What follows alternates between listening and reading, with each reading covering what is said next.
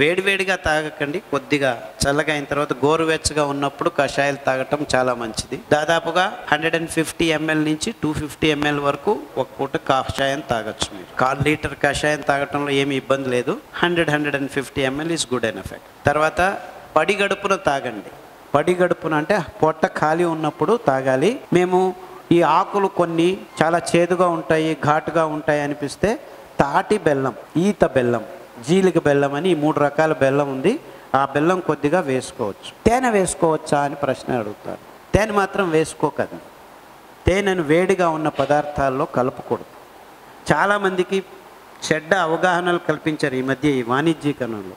వేడి నీళ్ళకి తేనె వేసుకొని తాగితే సన్నగా అయిపోతాము, ఇలాంటి లేనిపోని అపోహ మంచిది కాదు. తేనె ఎప్పటికీ నీ వేడి దానిలలో కలపకూడదు.